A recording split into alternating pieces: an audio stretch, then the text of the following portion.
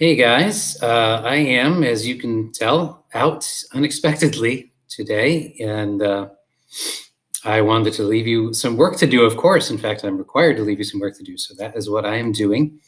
So you're looking now at the Unit 2 assignments and due dates. We were going to start off class today with a quick Kahoot, but as you can see, the topic is memory models. Now, in normal circumstances, in normal years, I'd be teaching you about 2 memory models, but this year, since we have such little time, I'm just going to teach you about one. And if we have an HL class next year, then I will teach you about the other one, okay?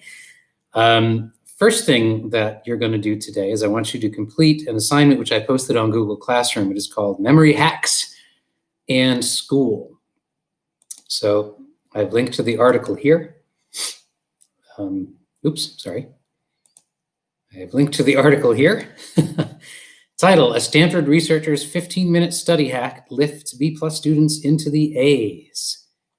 So this is an article actually about memory, human memory, how it works. And it proposes to you some very, very practical memory tips and tricks that you could put into practice that would definitely help your grades. So, sometimes you wonder, is what I'm learning in class today relevant to my life? Well, yeah, this is.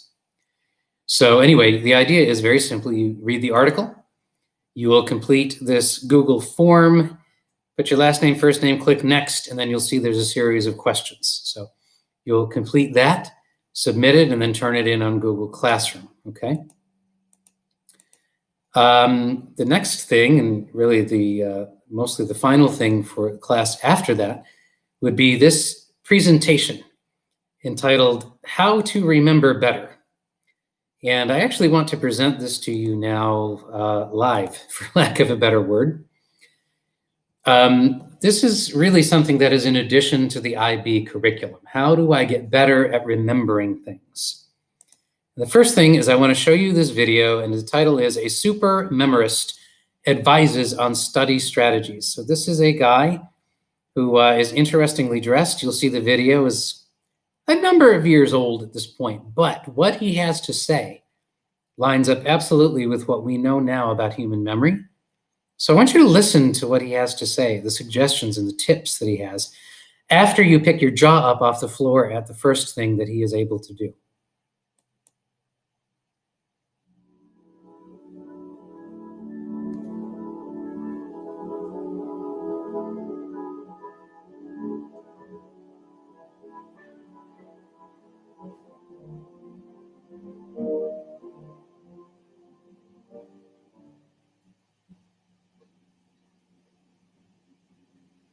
For most of us, a 7-digit number is about the limit of our short-term memory. But for Rajan Mahadevan, processing and encoding a 49-number matrix into memory appears as a simple, routine task. Okay, Rajan. Sorry, guys, I got to change the volume here. My bad, as they say. Let's try this again.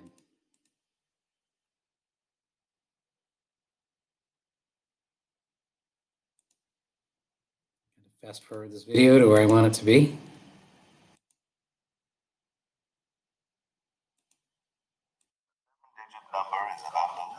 Here we go.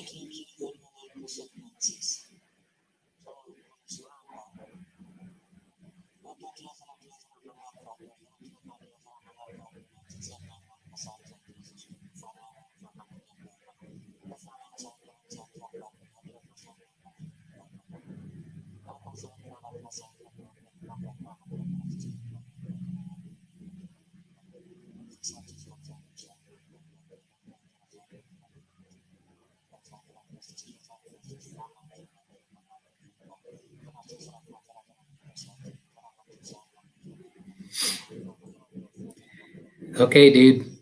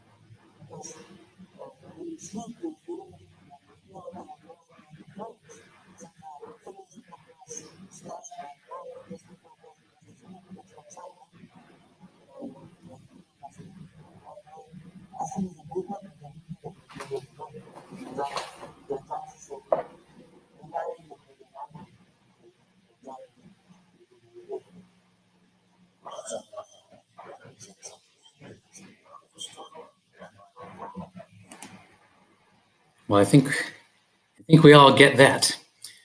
Okay, so what are some things, some very practical things that you can do in order to help yourself to remember the stuff you're learning in your classes better?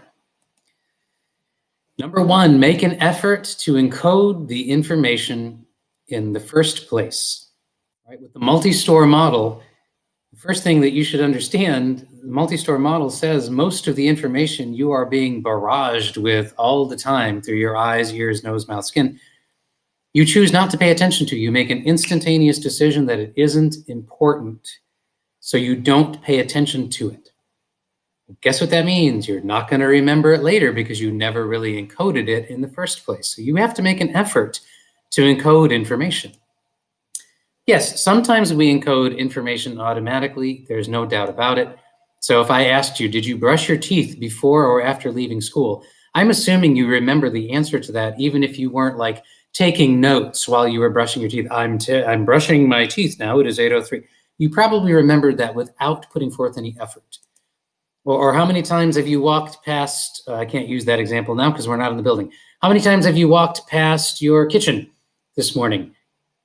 Since this morning, since you woke up? You could probably answer that question too. Again, yes, sometimes we encode information automatically, but guys, the vast majority of the time, encoding information requires effort. You have to do something. So how? First one is the easiest one. It's the one you guys probably have already done all of your life. It's called rehearsal. Rehearsal, defined as consciously repeating information. And if you do it enough times, it leads to what psychologists call overlearning, like a really permanent memory. Let me go back and give you an example of that. Like the example that I can think of is the Pledge of Allegiance. Like I went to school, like we used to say the Pledge of Allegiance every day, Monday through Friday, kindergarten through 12th grade, 13 years, 5 days a week, I said the pledge. Do you think I'm ever going to forget the Pledge of Allegiance? I'm not. Like I went for several years between my graduating from high school and then coming to teach in a high school. And I remember that first day, like they're like, let's now stand for the Pledge of Allegiance. And I had this quick thought of, oh God, do I remember it? Of course I remembered it because I had overlearned it, because I had rehearsed it so many times. You probably have certain numbers in your mind which you have rehearsed so many times you'll never forget. Maybe a phone number, an address, something like that. You should also use multiple encoding types. So you should look at something that you are trying to learn. So visual encoding, like looking at your notes, for example, reading them over. But don't just look at your notes. For example, also use auditory encoding. So look at them and maybe consider, I wonder if you've ever done this, don't just read your notes in silence, actually read them out loud. You'll actually be more likely to remember it because now you're encoding it not only visually, but also auditorily. And try to give your notes personal meaning. So when you're going over the notes, underline, highlight, write down notes or questions in the margins. Maybe if you didn't understand something, write something in the margin, write down the question. Maybe make a little doodle or a little image that in your mind at least relates to the information. Give it personal meaning. That makes it even more likely that you will remember it. So you want to do more than just looking at your notes. Do more than that. You can also use what are called mnemonic devices. These are memory cues where you use something vivid, so something memorable, and also something unusual, something that's not really related to the topic, something that is easy to recall to help you to remember something that isn't. So the color spectrum, did you guys ever learn the color spectrum? Do you remember what it is? Red, orange, yellow, green, blue, indigo, violet. Why do you know that? Roy G. Biv. That's a mnemonic device. The planets. Do you remember all the planets? I do. Do you know why? Because when I was younger, I learned a mnemonic device. Mary's violet eyes make John stay up nights planning. Mary's, Mercury, violet, Venus, eyes, Earth, make, Mars, John, Jupiter, stay, Saturn, up, Uranus, nights, Neptune, planning, Pluto. I know Pluto's not a planet anymore, but you get the idea. What is Superman there for? Do you know there are 5 Great Lakes in the United States? Can you name them at all? Can you name them in order from west to east? You'll be able to after what I'm about to tell you. Superman helps everyone. Superman helps everyone. Super, superior, Lake Superior. Man, Lake Michigan. Helps, Lake Huron. Everyone, Lake Erie. Oh, Lake Ontario. Mnemonic devices, very useful. Also use what's called chunking. It's a type of mnemonic device where you organize information into familiar, manageable units. How do you spell the 3rd day of the week? I know in my mind, you know what I'm thinking? Wednesday. That's chunking. You break it into parts. What's your social security number? How many digits is your social security number? That's 9 digits, right? That's 9 digits. Isn't that more than you should be able to hold in your short-term memory, right? We said 7 plus or minus 2. 9 is a lot of digits, but it's easy to remember because you break it into 3 chunks. 3 of something is easy to remember. That's way less than 7. Look at this. 1, 2, 3, 4, 5, 6, 7, 8, 9, 10, 11, 12, 13, 14 digits. You should not be able to remember those if I gave you 30 seconds to memorize them. But if you use chunking, you could. PM, so like AM, PM. TV, television. GMC, that's a truck company. AP, like advanced placement. CNN, that's a news network. And XL, extra large. So that's 1, 2, 3, 4, 5, 6 chunks. 6 should be easy to remember. Also, something called hierarchies, organizing lots of specific information under broad categories or headings. So like flowcharts like this. Some of you are in 11th grade history or took 11th grade history last year. Maybe you had to memorize Civil War battles. Well, it's really hard if you just have to memorize all of them like in a row, but what if you broke it into 2 categories? Union victories, Confederate victories, you know, first half of the war, second half of the war. Or maybe you had to memorize all those New Deal programs under FDR, right, seniors? Maybe you break it into 2 categories. First New Deal, second New Deal. Come up with categories. Use outlines. That's using hierarchies too. Flowcharts like the one you're looking at right now. These are ways to help you to remember stuff better. Make use of context effects. The time, the place, the events, the situations going on around you when you first learned something will have an effect on your ability to retrieve that information successfully later. So when you're trying to remember something, If the context is similar to the context where you first learned it, you'll be more likely to remember it later. So for example, under normal circumstances, you would be in my IB psychology class in my classroom, room 158. If that's where you learned a lot of the information, guess where would be the best place for you to take the IB exam in May? Also in my classroom, because the context will be filled with cues to trigger your memory. I wish they would let you guys take the IB exam in my classroom. I can guarantee you the scores would be better, but they make you do it in the gym. And if the context is different, then there's going to be worse retrieval. Also, something similar, state-dependent learning. The physiological state of your body when you first learn something will have an effect on retrieval later. So, well, before I give you that one, supposing you learned something when you are wide awake. Maybe it's 9 in the morning, you're wide awake, your body's in that wide awake state. Do you want to take a really important exam at 10 o'clock at night? No, because your physiological state of body will be different. You'll be tired. When would you want to take the exam? Again, in the morning when your state of body is similar. So in theory, if you were under the influence of Benadryl, an antihistamine, an anti-allergy medication because of your allergies. So if you're under the influence of Benadryl when you heard that juicy gossip about Kanye, and then an entire year passed, guess when you would be most likely to be able to remember it again? When you took Benadryl again. Yes, it's true, state-dependent learning. So guys, these are all tips and tricks that you can use to help you to remember information better. And guys, isn't that your job right now as a student? To learn stuff and to remember it. That is your job right now. These are practical tips and tricks. I want you to use them. So I'm going to be posting a second assignment on Google Classroom. It's going to be very short. And basically, when you open it, you'll see what it is. It's basically saying, from this presentation here, what is one thing that you as a student are ready to commit to doing, like really commit to doing, something you think you really can do? And how would you go about doing that? I'm also going to ask you one thing from this presentation that you think, no, actually, that's pretty much going to be totally impossible for me, and to explain why. Okay, so that'll be a very brief second assignment that you will work on in class today. Okay, so the first one was that article on memory hacks in school. The second one will be the very brief assignment attached to this presentation. Okay, remember that the topic that you were supposed to know for today was the multi-store model. You are going to be responsible for that when we have our next exam.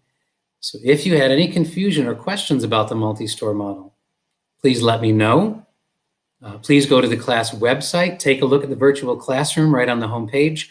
Use some of those additional resources to make sure that you really feel like you understand the multi-store model, the 3 different stores of memory: sensory, the sensory store, short-term memory store, long-term memory store. Know what they are. For each one, know the duration of memory, like how long does the memory last in this one or this one or this one? What is the capacity of memory, like how many pieces of information can be in those 3 stores? How do we get the information from this store to the next one? How do we get it there? What kind of encoding? What strategies can we use? And how can information be lost from each of those 3 stores of memory? Okay. And you also want to be familiar with the research study. I believe it was Glanzer and Kunitz, the research study, which demonstrates that, yes, the multi-store model is a good model to help us understand, at least in part, how human memory works, okay? So I hope you guys get some good work done in class, this asynchronous class. Make sure you turn in the 2 assignments on Classroom. Enjoy your weekend, guys. I will see you next weekend. Remember, you got some new notes, of course, and a notes check. But other than that, try to enjoy your weekend. Take care. I will see you next week, all right? Bye-bye.